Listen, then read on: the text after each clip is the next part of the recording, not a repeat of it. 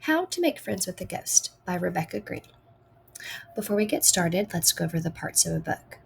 Front cover, back cover, spine, title. Remember, the author wrote the words and the illustrator wrote the illustrations, the pictures. If you've ever been frightened by a ghost, the thought of becoming friends with one might seem awfully scary. But I assure you, ghosts are sweet creatures who need friends too. And who better to befriend than you? This helpful guide will show you how to create a lifelong and beyond friendship. Ghosts are tricky to track down, so it is advisable that you do not try to look for one. Most of the time, when a person thinks they have found a ghost, they have not. See Figure 1, a costume child, Figure 2, a dusty camera lens, and Figure 3, towel on a doorknob. Dr. Fantonius Spookle, leading ghost expert and poet, writes, "A ghost is nearly impossible to find. You can look till your face turns blue. But if you're a person who is sweet, warm, and kind, a ghost may come out and find you." If you think you have been found by a ghost, use this handy classification guide to make sure the creature in question is, in fact, a ghost.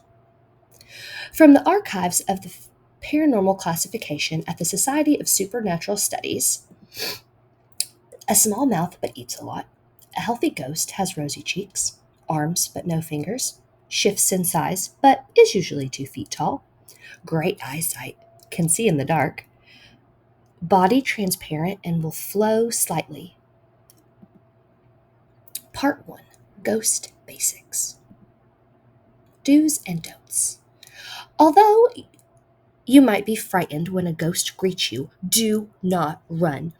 Ghosts are very sensitive creatures. Simply smile, wave, and tell the ghost your name. Once the ghost knows you are friendly, it will most likely follow you. Welcome the ghost into your home. If it is reluctant, a simple blow will get the ghost inside.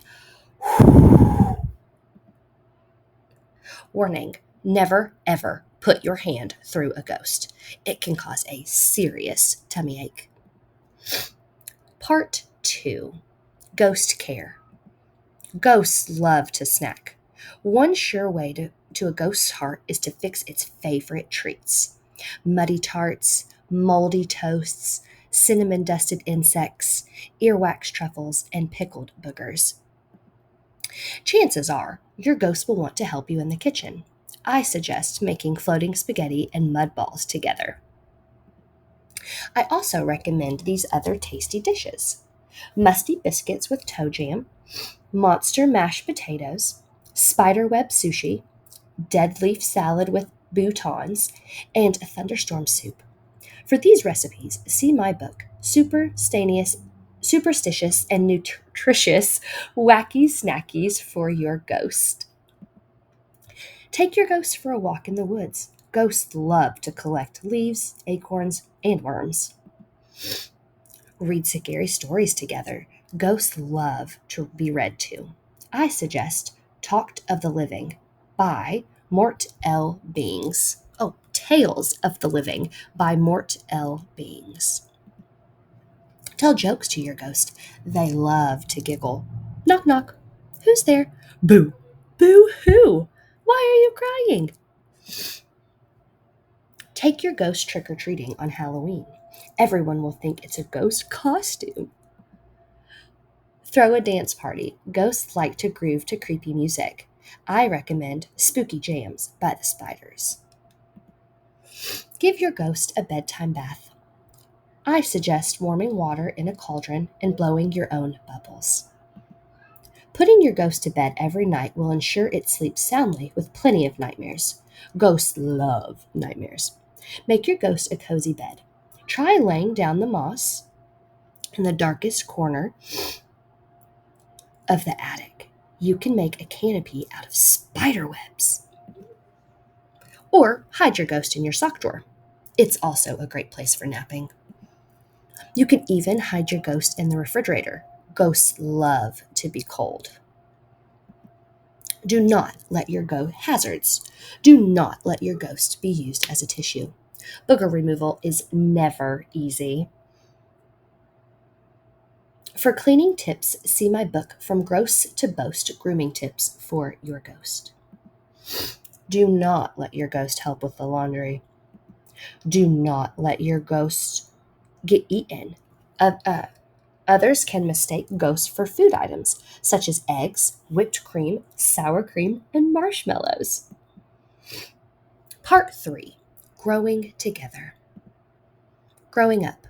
When you move to a new home, make sure it's not already haunted. Ghosts do not like competition.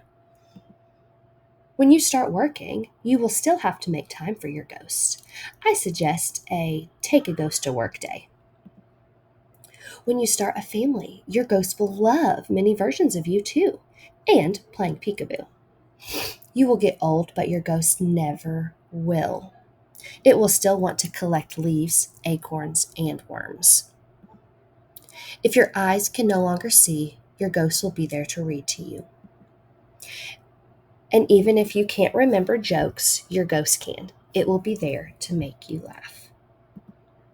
The best part about making friends with a ghost is that you'll have the sweetest friend forever. According to Dr. Fantonius Spookel, if you've ever been lucky enough to be found by a ghost that calls you its friend, then your friendship will last for it knows no bounds. You'll be friends even after the end.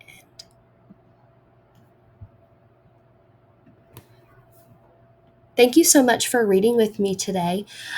Grab your grown up and tell them your favorite part of the book. Have a great day. And tune in next Monday for the good, the bad, and the spooky. See you later.